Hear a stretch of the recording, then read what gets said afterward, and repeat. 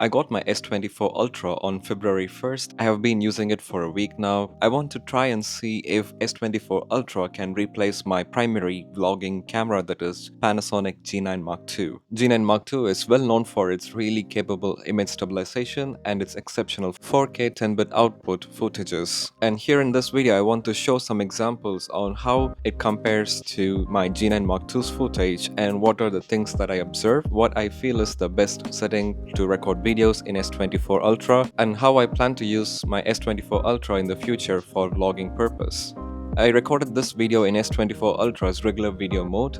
I feel like the video quality is much lower when it is compared to G9 Mark II, but if you were to compare the same video with other phone cameras, I think it's really performing well in indoor lit conditions and in low light conditions. In this video you can see that the G9 Mark II is performing really good after grading. S24 Ultra's portrait video mode is performing really well. I used to use S23 Ultra, and compared to that, S24 Ultra's portrait cutout, I feel like it's much better and the colors are not bad. When I color corrected the footage, you can see that the white balance can be reduced to some extent, but in the fingers it is still staying yellow, and it's pretty hard to color correct after shooting the video. But in case you're using the portrait mode, you don't have much options to color correct in the post. But if you plan to color correct, you must probably use the Pro video mode, which is really good. The main advantage of portrait mode in Galaxy S24 Ultra is the portrait cutout in video in real time, and that is performing really well in my observation. You can see it for yourself.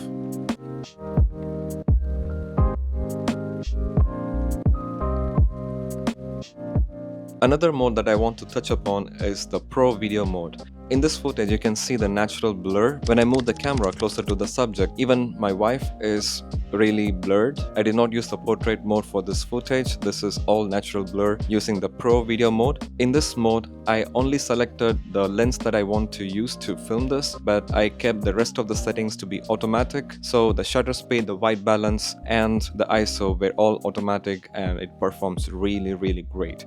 I feel like I'll be using the Pro video mode more often than the portrait mode or the video mode. I do think that S24 Ultra is really good in good lighting conditions when compared to even my G9 Mark II. When it comes to photos, I don't think any phone cameras are even comparable with any of the interchangeable lens cameras, but when it comes to videos, I really am happy with the footage that I'm getting from S24 Ultra. If I want really good footage in low light condition, I would prefer G9 Mark II. But otherwise, I think S24 Ultra is doing an amazing job if you choose the right video mode. My color of choice for S24 Ultra is orange, and it looks very nice, very pleasing.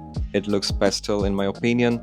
Sometimes in some angles even the titanium looks golden. In my opinion, it's a plus. It looks so rich. This is the case I use, and this case has MagSafe. I bought this ESR MagSafe accessory which has USB Type-C as well, and it's very convenient to use it. It's very handy. You can put it in the pocket, and also this case has some air bumps in the corners of the case, and also it costs only $1.50. Thank you for watching the video. Please like and subscribe for more such content.